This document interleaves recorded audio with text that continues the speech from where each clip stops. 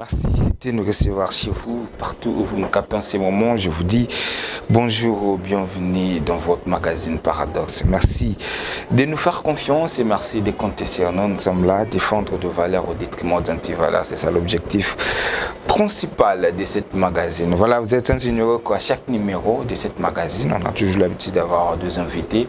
Ou tout ça, la analyse tout autour, il y a Mboka Ndeko Tambola, où tu portera peu en plus la connaissance, peut savoir par rapport, il y a Maïto, il y a comme information parce que vous formez, vous informez, il y a un peu ali lit bitumbo to bundaka mikolo na mikolo. Voilà, comme vous le constatez, le décor est déjà planté. Aujourd'hui, j'aurai le plaisir de recevoir pour vous monsieur Patrice Boto, il est journaliste, édité quotidien Les Journal. Et puis j'ai avec moi monsieur Claude Rumbo Lumba, lui aussi il est journaliste avec et on va essayer il y a actualité malamu actualité elle est dominée dans ma élection pour le bela yango tout autour émission parce que on a vu comment ce que opposition s'il faut bien préciser balobi que à l'élection zo kende on dirait que la loi l'élection il y a la fois passée ou ezaki na région passée ba comme on a une clarté on va essayer de faire l'analyse et puis première et deuxième thématique qu'on va aborder. Ça fait pratiquement aujourd'hui une année et quelques jours depuis Bunangana ezalaki confisqué, Bunangana Uchuru STAP ezalaki géré na ba M23, ça fait pratiquement une année et quelques jours.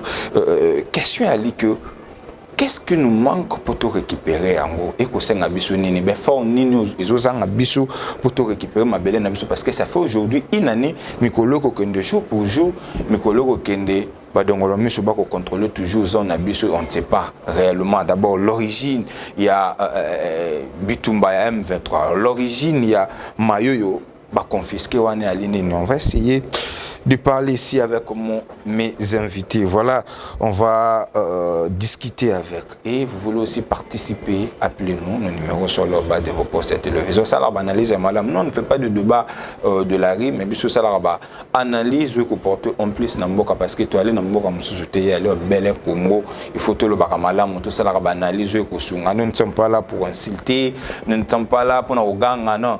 Tout ça là quelque chose à cause ben vite ba na connaissance ou ba na en plus à quoi ajouter na connaissance na bino yango et ali élite na biso. Voilà, je commence par ici monsieur Patrice na pesio mbote de combote pe ba ibanso na pour la biso pe mbote na ba ko ni banso de cette biso bino. Bonjour ami. Voilà, merci beaucoup. Comprenez que le journaliste, les affaires, il y a pas vous comprenez que voilà, de l'autre côté, je mets ces Claude Rumbo, voilà, Lumba, voilà, il est aussi journaliste. Lumba. Lumba, voilà, c'est Lumba. Merci beaucoup. On appelle sur Mbote.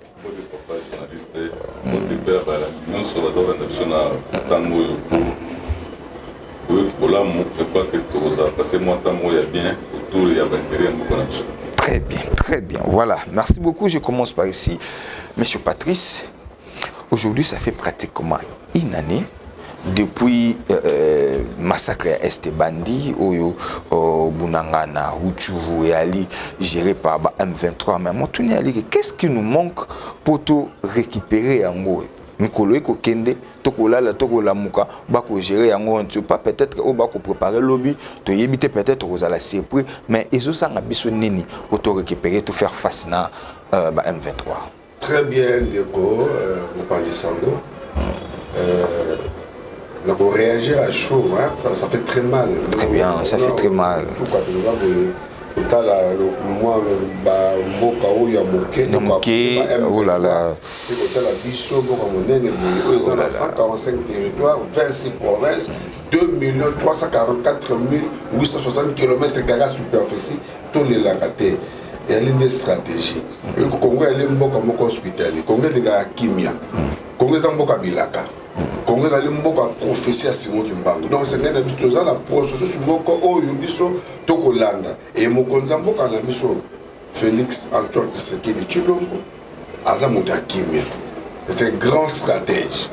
Alors moi que tant qu'on a besoin de mokonzi ameka ki na ni kotambola ba pays voisins nous avons 9 pays voisins nulle part au monde 9 pays voisins mais autant on a bango pour le solo pour le kimia dans la quatre régions. Très bien. Et nayango bayo M23 ba dongolo miso ba terroriste bayo ko bundisa biso ba du état ya moke ya Bunagana. Et vu que Bunagana pour na gérer nzela moko ya intérêt moko ya tina mini penza pour na Goma. Goma Bunagana est à 70 km.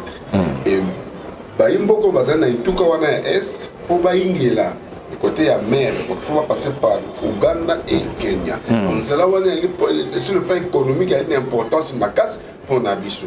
Alors ça fait une année de Ngolobi. Parce que biso to na processus ya paix à Nairobi. On va aller à Nairobi, va solo là qui avec tout ça kimia ezala. Et va signer qui ba accord koyo kana été libéré partout wana kimia zonga. Ndemoni RDC azana processus ya Nairobi pe na ndenge facilitateur na azako sala ba désigner qui mona mboka ya Angola. Luanda mbana mbato ki ne doit pas kolandela kama makambo yango. Ndemoni Congo azali kolandela makambo na lolenge lona. Bande konabiso pe omolengi ta to kena na Nairobi ba pesa kiso ba na kata sur la région EAC ba to bayaki pour ko sunga biso pe ba tshema zo tampon kuna lo to zo ko tete o ke na ino na processus wana to ko ba pendant que biso ne to ko perdre parce que ba congolais ba ko kufa du jour au jour to ko perdre mais kasi to zana ni ko lakisa na mokili mobimba yete to lini kimia. Très bien. Merci beaucoup, Ndeko Claude. Nengi na point de vue na balobaka na lopoto que c'est lui qui veut la paix pour pas la guerre. Donc alobi que toko kende na kimia, toko kende na ngona kimia parce que accord ezalaki ki to bengi bango to yokana to solo la mais biso toko continuer ko kufa par monde biso nde toko perdre balobi que c'est lui qui veut la paix pour pas la guerre. Qu'est-ce que nous manque? Ce que c'est to tia force contre force.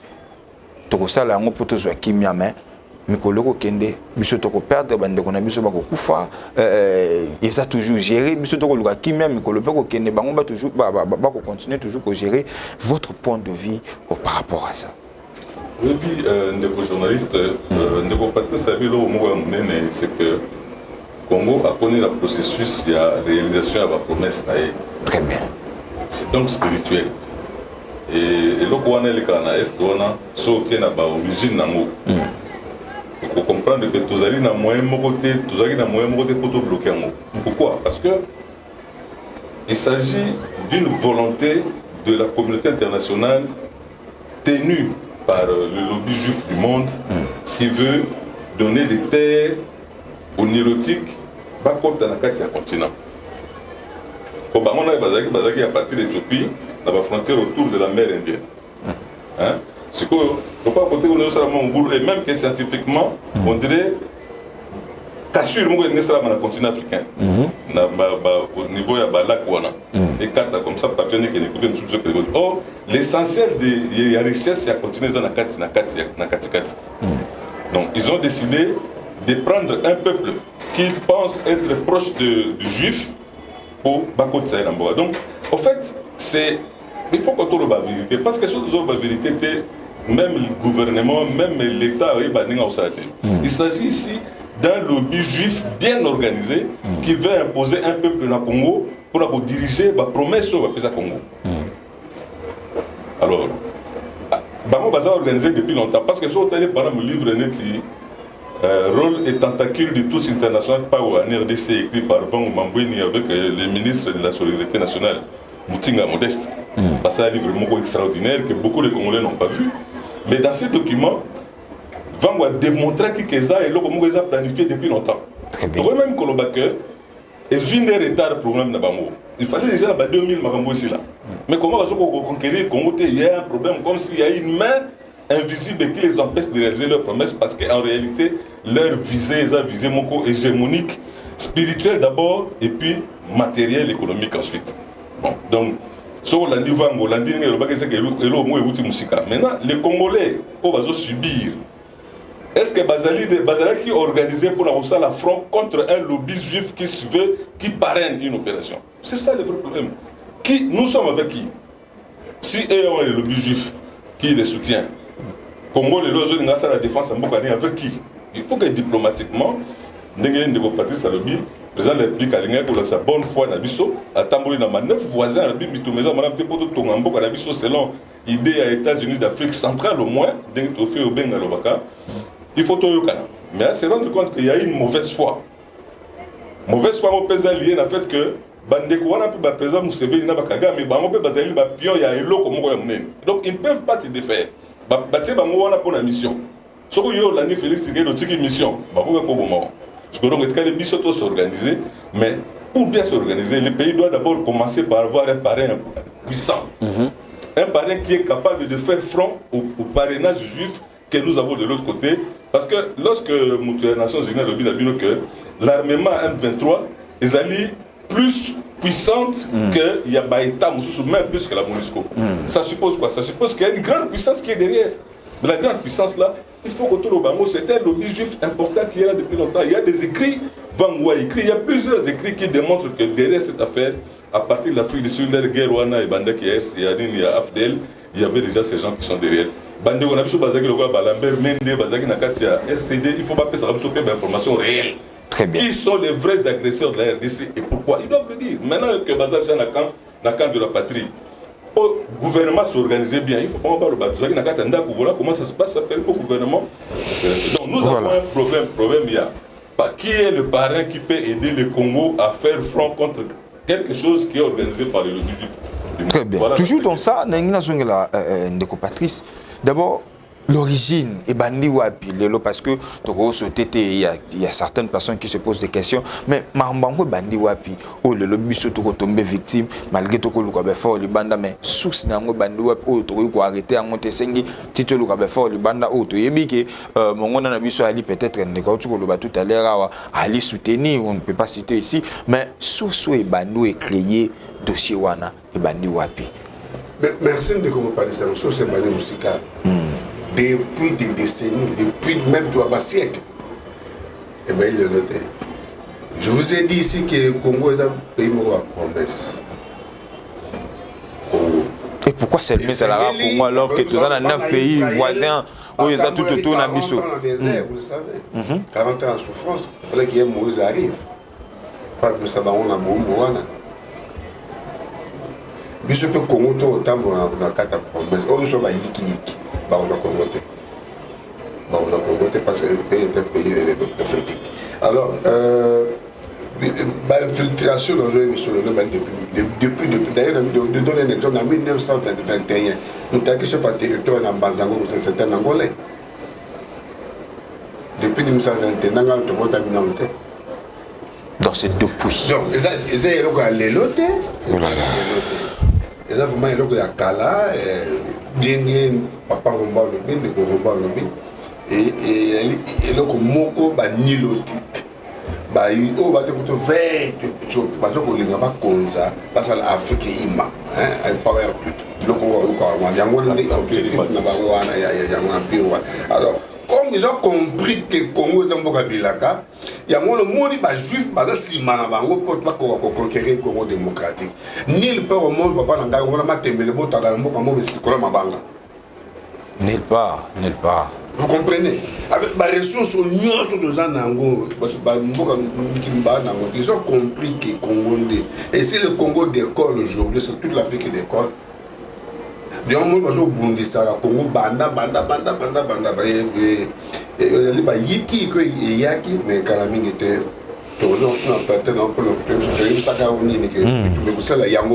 Parce que le lengue, il y a infiltration. Il y a tout au Congo. Le lingue pour planifier ma cambo. Ne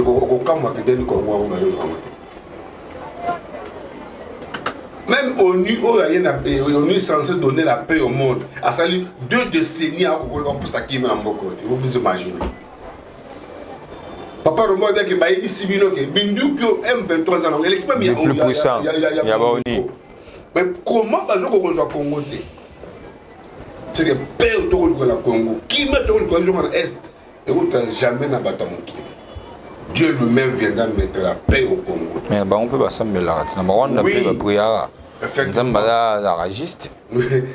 Mais le cas de la promesse, c'est que ça m'a il faut souffrir.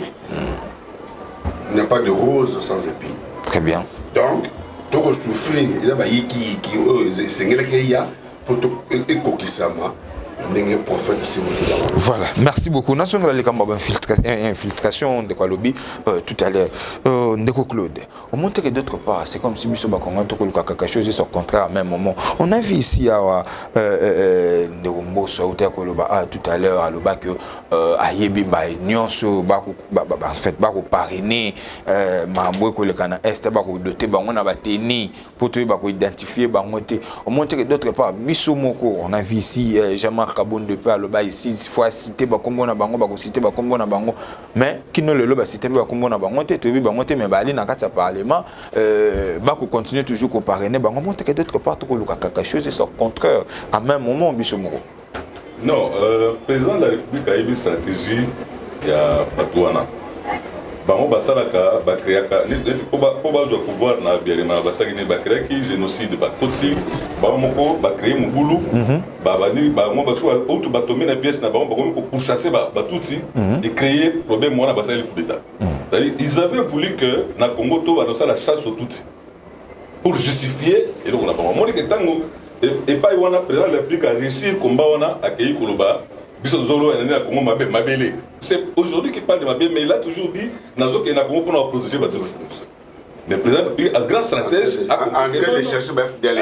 Donc, à l'objet d'Abango, raisonnable, on peut s'abinoter. Je ne permettrai pas aux Congolais de commencer à chercher les gens sur la rue pour avoir une physiologie tout si bas nous la guerre. C'est pas de tout ça, c'est un régime qui a décidé de faire ce qu'ils sont déjà préparé. Il y a même des gens aujourd'hui dans Rwanda, partout, tout ça contre le Congo parce que le Rwanda va Congolais depuis longtemps. Nous, on a vécu avec des gens ici, même Yébi Sengimana, on a directé les camions, il était ici. Les papas Rwakabuba, les papas Bazali Belé, Bamouchobe, Bazali Belé. Et non, ça n'a jamais posé un problème. Mais voilà que Batmoro Baouti, parce que ça, ce sont les réfugiés au Bazali na Ouganda. Au fait, l'FDLR et Kagame, avec Fred Rouégué, comme numéro 1 et Kagame numéro 2, on a une relation entre les missions de Rwanda. Le président Robi, je vais vous montrer que nous n'avons pas de problème contre le Tutsi. Donc, à ce moment-là, l'infiltration est comme difficile pour nous gérer en haut. Parce que, voilà, en fait, c'est ça qu'ils sont en train de poursuivre. Mais le chef a pensé que, dans la diplomatie, et puis, à côté de l'eau, vous savez, le plan a ouvert une branche que Batbazo comprend d'été.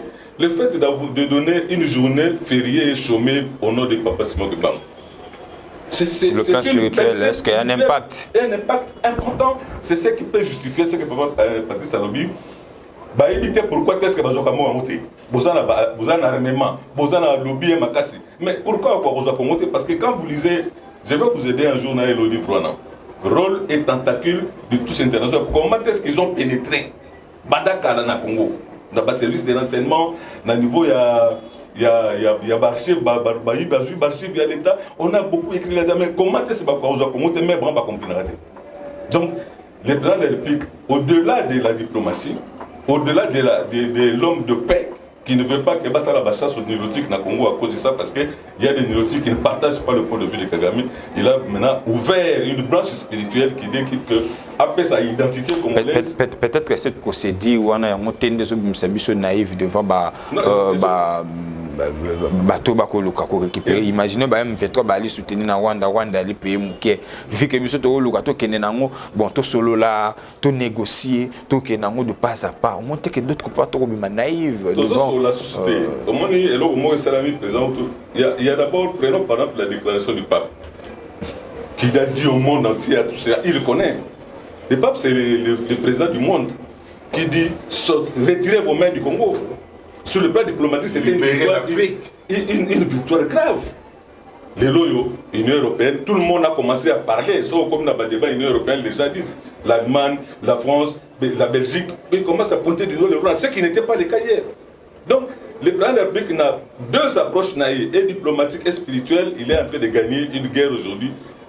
Toujours comme à un niveau parrain, parce que Kagame sans parrain, le Rwanda sans parrain, il ne vaut rien.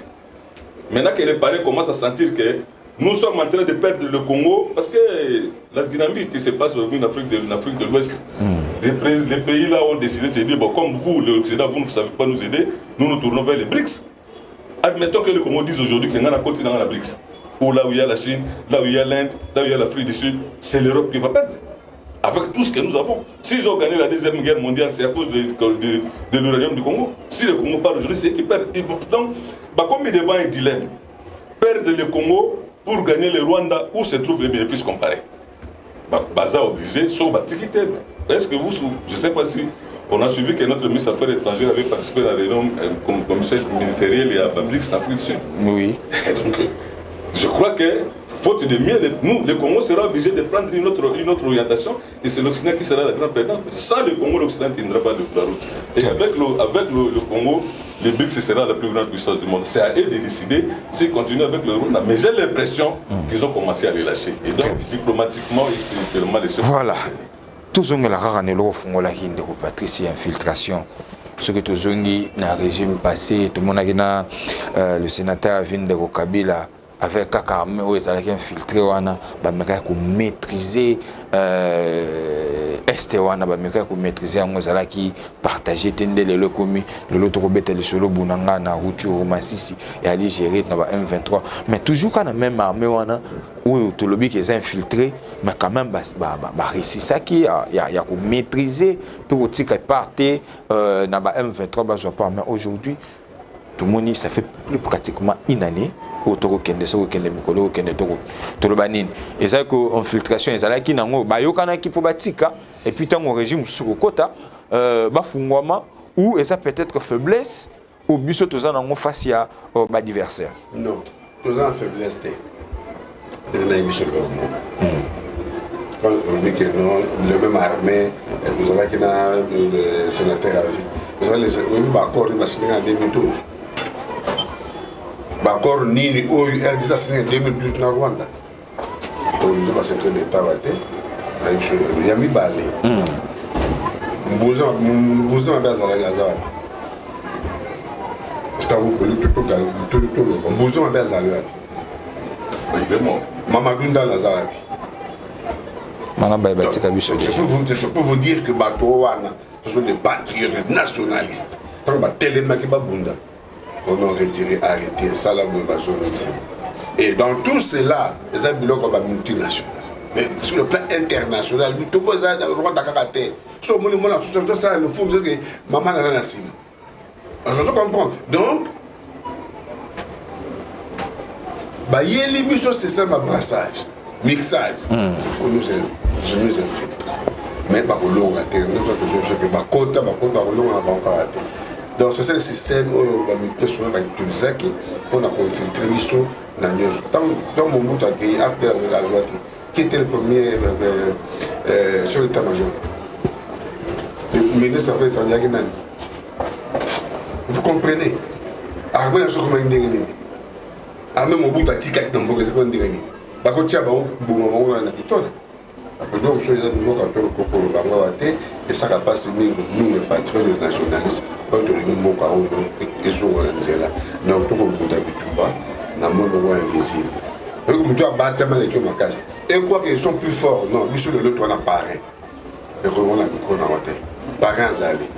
Bemba Gombo na front. C'est ce que je voulais aussi ajouter comme question. Bemba a outi na front. Mon compte a comment na front. Bemba comment na front. Azou vivant pour ndengeni. Et les habits il est allé comme un pasteur pour leur dire arrêtez vos armes. C'est un avertissement. Alors, il a bon arrêter vos armes. Vous prenez dans un langoté. Et ça, c'est une faiblesse. Le président est bien dans le tout vendre, tout solo, Félix, c'est quoi la mouzo, pas mon boye. Rien. Ne maman boye. Rien. Ah,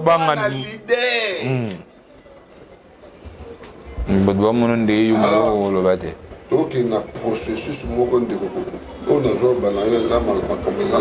processus la promesse et on comprendra que via le barrage et les autres qui sont calamité calamité c'est pour quand même non parce que même question n'a posé non pas ça pose la question non quelque chose. À l'objet tout à l'heure, on a Patrice à l'objet qui est Bemba outil na front et tout. Mais tout le monde est président de la République a sali choix à Bemba a tié la défense. On a vu comment est-ce que Batunion se passe là qui makino le lot tout le monde peut changement mais ne compatrice surtout le bakauti na front mais il nous reste presque pratiquement quelques mois pour tout que na élection, c'est-à-dire tout peut changer nango mais tu retenir nini malgré Bemba avec capacité na yé mais qui miezonité tu retenir nini faut tout on ne local bagi boso que ezara nzamba sala parce que Congo zamboka la promesse tout il faut que une force contre force tout changer méthode. La presse congolaise est tombée dans un piège. Lorsque les gens disent que dans le régime passé, comment dit bien, mais les lois mais le régime passé, c'est là que tout ceci s'est passé. Le régime là, c'était la compromission. C'est-à-dire les accords, oh, le règlement porté de tout le monde. À la portée de tout le monde, ça c'est des accords qu'on ne peut pas signer lorsqu'on est un même pays. Quand il a fait le mixage, il a fait le brassage, il a fait l'intégration. Aujourd'hui, nous, dans Congo, la population bantou est majoritaire dans le Congo. Les sont allés dans l'armée, le plus grand nombre d'officiers, c'est la minorité. Comment on peut être dans un pays, la démocratie veut dire la loi de la majorité avec protection de la minorité. Si donc nous sommes au Congo dans un pays démocratique, on devait avoir la majorité d'officiers supérieurs de l'armée Bantou. Mais ça c'est l'œuvre du régime passé. Donc lorsque les gens, je me dis mais comment les journalistes patriotes congolais peuvent tomber dans ces pièges-là? C'était préparé pendant ce régime-là. Je crois qu'un jour il faut que Remonti Banda a son courage en tant que patriote parce que lui c'est un Congolais de père et de mère. Attends, c'est 20 ans, Israël, juste par la guerre, attends, pris 40 ans. Un jour, c'est un grand ministre des Affaires étrangères, mais pour avoir parrainé les accords qui ont mis les pays dans la situation d'aujourd'hui, la vérité. Mais le régime de 18 ans a permis au Rwanda de s'installer durablement au Congo. Il y a un autre extirper, c'est pas facile. C'est pas facile, c'était des accords.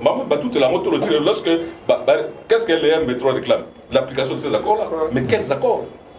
C'est que les régimes. Situation M23, il faut un détail, il faut t'expliquer en haut. Il faut terrain, voilà. Il fallait passer la police, passer l'armée, passer la bureaucratie. En fait, c'était déjà, l'accord là avait proclamé un État. Donc aujourd'hui, le président Félix est en train de récupérer quelque chose qui a été cédé sur les accords, mais n'intéresse à la magnanité. Qui sait si on avait donné encore un mandat sur le régime là, peut-être ici là déjà. Donc, et les régimes passés, quand les gens disent qu'ils ont déjà un M23 aussi, c'est là qui, c'est le régime comme ce bon M23 là, jamais, ils ont écouté d'abord armes, il y a un texte signé, ils ont fait ça.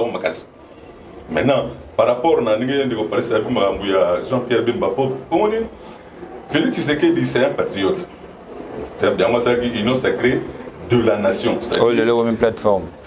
L'union sacrée de la nation, c'est une plateforme. Au départ, tant que les canisiers, il y a qui balbana, la plateforme, c'est juste ensemble à ma canisse. Plateforme, parce qu'il y a un besoin électoral. Mais l'idée première, c'était pas ça. L'idée première, c'était de remettre tous les Congolais ensemble pour Bouboulamboka. Parce que quand un pays normal, les gens ont toujours vivre les lots, attention, opposition, majorité, c'est là.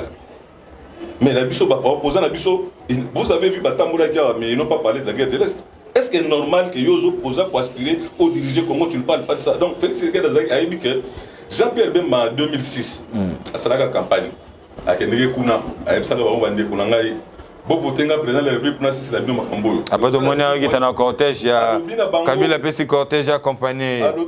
Alors que toi, c'est là comme président de la République. Allez-y, n'interrompt pas, tu peux faire ma candidature parce que tu es solo là. Pour avoir passé 10 ans de prison, c'est qu'il y a un problème. Jean-Pierre Bemba est victime de ces régimes-là. Mais nous devons nous rendre compte qu'on a voulu le tuer politiquement. Il n'est pas mort parce qu'il y a lui aussi a des promesses de Dieu sur lui. Mais en réalité, Jean-Pierre Bemba leur avait dit Désiré Mbonzi, na TV, un prophète politique pour l'année. Ils sont là aujourd'hui. Ce qu'il leur avait dit. Alors, quand le président de la République vient au pouvoir, il se rend compte qu'il y avait un fils du pays qui avait déjà la volonté de terminer un problème. Je crois que ce n'était que normal parce que, en tant que chef de guerre, il avait déjà une idée sur la pacification de l'Est. Merci beaucoup. Il avait déjà une idée, toujours même question Patrice. Aujourd'hui, Jean-Pierre Bemba a simbi quand même de France le lot. Le Bakine Bandelia qui a Ketina Front. Mais pensez-vous par rapport à l'attendement, il y a Batunde Bakolo Bagena, et Ali touche Basimbissié, parce que guerre il y a Esther, à Kokokate, Bandakala, le Bakine Bandela qui est Bandakala, Bemba Kokokate, ça n'a pas touché au président de la République à Simbissié pour partager bilan, parce que dans les gens qui Ndeko Kabouya, le Baka a révélé quelque chose, le Baka qui bilan président de la République et vous allez partager, je me limite là, et vous allez partager. Est-ce que selon l'entendement, il y a Batouké, choix de Jean-Pierre Bemba, et ça pour partager le bilan, l'oubliez pas Randambo, tout et aller réellement pour nous mettre fin à ce qui s'est passé dans l'Est. Parce qu'il nous reste pratiquement quelques mois pour les élections. De comment parler ça? Président de la République, débat congolais va voter. Très bien. Et là, il y a mon candidat pour faire sa bilan il y a 5 ans. Ça ne sera pas partagé. C'est pas moi qui l'ai dit, c'est Jean-Marc Augustin Kabouya. Merci beaucoup, allez-y. Très bien. Et le président, quand il vient, il doit tout à l'heure dans ça, et deux missions sont données. Le président doit pouvoir, il a composé avec le FCC, et finalement, il a pris la décision de déboulonner le système. Ce n'est pas par hasard le Bakiam. De déboulonner le système. Passer l'union sacrée de la nation. Où il y a une plateforme électorale pour besoin de la cause. Mais au départ, il y a des gens qui ont été pour déboulonner le système. Le maréchal Mobutu l'avait dit personnellement. Le président n'est pas un magicien, seul ne peut pas faire tout. Mais on a vu toujours dans ça. Je peux ajouter quelque chose quand même. Il y a moins le Longola Makali sur le Rwanda. Il faut que ça soit bon côté. Là, dans le bon côté, il y a l'histoire. On a vu de papas qui ont travaillé avec Kabila. Aujourd'hui, tout ça, tout choisi de bon côté de l'histoire. C'est ça l'histoire le bon l'avait dit. Que les Congolais ont une histoire, ce n'est pas les mecs qui vont faire l'histoire du Congo. Que nous-mêmes, nous avons porté l'histoire du Congo. Même c'est moi qui me l'avais dit. Donc, il faut comprendre que les Congolais ont une histoire. Donc, il faut le bon côté de l'histoire. C'est maintenant, aujourd'hui. Zolanga Kangwananga pour tout ça, l'histoire, madame, la journaliste. Quand un côté extrémiste était, le Congo a changé, le Congo et Kolata et Lambaya Sika. Je vous le dis aujourd'hui, dans le micro, il y a un paradoxe. C'est-à-dire que nous sommes les cas, et les cas, donc les allés à Sika, comment histoire à Congo Bissomoko. Très bien. Alors, donc nous sommes donc nous prenons. Donc il y a une élection, d'ailleurs, le 25, le 26, le 25, on commence l'enrôlement à Kwamoutou. Qui pouvait croire? Le 26, déjà, on fonde le bureau de vote pour la dépôt de candidature à la députation nationale. Vous rêvez quoi? Donc il y a une élection. Très bien, toujours dans ça autour, on a toujours une réunion sacrée où échapper à l'union sacrée, au départ, on a vu des décessants, on a vu des Moïse Katumbe, ça puis à un moment donné, c'est retiré, que Mayo, on va gagner ça, va coûter dans la aujourd'hui, va se faire opposant. Est-ce que vous pensez-vous réellement que l'union sacrée, aujourd'hui, ça a toujours une vision, oui, Bandela qui, oui, ici, comme il est, ça a toujours une vision, de part. L'union sacrée, c'est la femme prodigue, la femme la femme prodigue, eh bien, l'histoire de la femme prodigue, il a mangé, papa peut s'en parler dans la qui est. C'est ce qu'ils ont fait. Ils reviendront demander pardon au peuple congolais pour avoir quitté l'union sacrée, pour avoir quitté le bon côté. Au balobi qui est bien pour vos intérêts. Je suis journaliste, mais je fais une analyse. Très bien. Nos amis au Babina, ils sont libres. Ils ont adhéré librement, ça posait la question à quelqu'un d'autre. Et le temps pas abîmer librement. Ok? C'est pas un problème. Très bien. Voilà. Même temps, je journaliste, je gars fait la barque. Noé. Alors, équilibre le choix. Voilà. Voilà. Merci. Il vous reste quelque chose à ajouter? Parce que nous avons changé parce que vous reste quelque chose. Papa, tu sais que l'infiltration est une Congo. Mundele Moutazo que bon Kamakamino surtout. Pas y a force à Congo démocratique. Même les missionnaires, les gens qui nous ont amené la religion, ils savaient que le Congo est un beau Congo fort. Pour te distraire, il faut te mettre en religion. Non, je sens bien, vous êtes la pauvre. Quand tu as fait sa beauté, quand tu as caravane d'été, vous avez un boyer pour condamner le colo. Ils nous ont trompés. Pourquoi il va minérer le soir que le construire Belgique, va le construire tout ce que vous connaissez. Il est temps que peuple congolais, réveillez-vous. Tolinga Congo. C'est très important. Tolinga distraction, il y a Mindele. Merci beaucoup, le message est passé. Merci beaucoup. Voilà, comprenez que nous sommes des journalistes. Voilà, avant de clore, si vous avez quelque chose à ajouter. Les amis qu'on appelle aujourd'hui opposition, bon, une branche. Parce que Mouzito lui aussi s'est détaché d'eux. Il y a d'autres gens qui sont aussi là. Mais les groupes là de Lubumbashi, je crois que demain, l'histoire saura à quoi tient cette alliance-là. Alliance Moko contre nature.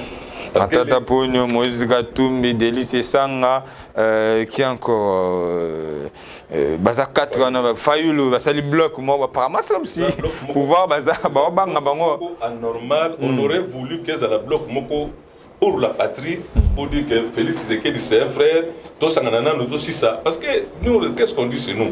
Quand il y a un serpent qui entre dans la maison, même si on a on aurait voulu que même Félix Tshisekedi soutenir l'élection. Mais pour la cause de la nation, on se met derrière toi parce que c'est toi le président. Mais ils n'ont pas fait ça. On dirait qu'ils viennent même fragiliser Étienne. Félix plutôt, n'a pouvoir. Vous avez fragilisé le capitaine aujourd'hui. Donc le système en toi je me mets comme en pleurs parce que tous en suscité. C'est même pas eux qui vont se mettre, on va les mettre. Ils savent eux-mêmes que Pobaya, je crois que côté na secret on a été Félix Tshisekedi a échappé dans le contrôle de la bango. Bagansaka osala mutu. Donc Félix Tshisekedi est sur les traces du musée. Aïe la bango Bagansaka va manipuler mais devant l'appel, le sentiment national, Abino Bandegolanga, moi je ne peux pas me permettre de faire ça à mon pays. Aujourd'hui, Félix Tshisekedi est sur cette voie. Maintenant, c'est nous les Congolais qui devions le protéger, mais voilà qu'il y a des gens qui se disent des leaders, qui viennent le fragiliser, et nous, on est en train de regarder ça. Alors que nous n'avons que ce pays. Beaucoup d'entre eux, ces gens-là, lorsque le Congo bascule dans la colonisation, Bazar va passer, mi bali dans ma poche.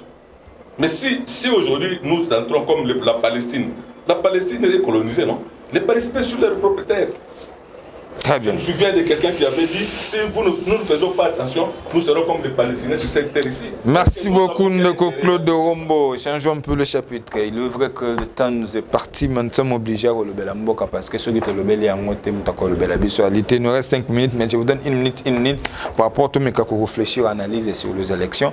Je commence par. Non, j'avais commencé ici. J'ai M. Rombo toujours mal obéissé pendant une minute. De réfléchir dans quelques mois déjà les élections. Au CENI déjà pour Bongama. Après, mais tout cas, dans l'opposition, apparemment, c'est comme si on boycotté. On a vu même Bandeo PPAD, Chada, le qui va s'enrôler. On a vu comment est-ce que Bandeo Martin Fayoul Balobi, qui même ligne Obama Kibiso, Kabila Memela Kibiso, dans l'élection passée, en même ligne, Tshisekedi comme Memela Kibiso, ça qu'il n'y a rien, il y a spécial autre monde dans l'élection, ce que c'est déjà quelque chose pour préparer votre analyse. Moi, je crois que vous savez, comparaison, mais vous savez, comparaison, même ligne peut-être, il a fallu. Il avait dit machine à voter n'a limité. Mais à la veille des élections, il est allé avec la machine à voter. C'est comme si Azor s'est contredit. Ça sera la même chose aujourd'hui. Parce que Batoubaboy élection, mais j'ai vu l'autre Moïse Katou Missarouen à Bumbashi. Il y a des chaotique. Mais quand l'air cause de la carte, il a dit qu'il y a une carte processus. Donc je sais que ça se passera de la même manière que ça m'a fallu le lobby. L'air de comme approche à l'élection, ils reviendront comme Fayoul était revenu pour participer à l'élection et ils parleront parce que yo lingi no élection te au ça la campagne la population zo ba non na lingi ndele yo ça la campagne contre élection au ça la campagne la population pour ba adhérer na projet na yo malobé que pouvoir en place les banga déjà qui bango baza près na élection pouvoir en place les banga voilà pourquoi vous avez intercaler lorsque bazo préparer pour moraliser peuple bino vous avez intercaler et ça au like c'est déjà signe à faiblesse au banga vers bino pour le départ bolingi glissement même il y a un jour ça veut dire que bolingi donc il y a une élection. Maintenant, le président a dit, le quoi pour glissement, tout ça, l'élection, mais si on entre dans ce qu'ils font, c'est qu'il y aura glissement. Le président refuse. Donc, on a dit que pour revivre le scénario, il a fallu le lobby. À 2 semaines, il y a l'élection, on a voté dans la machine à voter, il y a beaucoup qui est contre. Merci beaucoup, Nego Claude Rombo. Monsieur Patrice Boto, vous avez 1 minute. On me éclaircir sur l'élection, votre analyse par rapport à la réaction de l'opposition. Au plus tôt, déjà la veille, il y a l'élection, vous voyez leur attitude dans l'élection. Est-ce que d'autre part, il faut déstabiliser tes Ngamboa pouvoir? Pas du tout, pas du tout. C'est que nos amis de l'opposition ne sont pas encore prêts pour aller aux élections. Parce que la minute où tu aller, selon la fin de route, il y a la CENI, donc on a la dernière ligne droite. C'est-à-dire appel à la candidature, hein? La bataille de 25 députations nationales. Voilà. C'est comme irréversible. Très bien, très bien. Voilà, merci beaucoup. Oui, en 2006, l'UDPS n'a pas participé aux élections. Après, il y a eu élection. Il y a eu quand même une élection. En 2011, la manière où il y a mis. Sur le plan technique, on n'est pas prêt, mais sur le plan politique, nous pouvons y aller. C'est une élection. Puis en 2018, en 2016, il est raté, en 2018, il a fait ça le même. Yumbi va voter.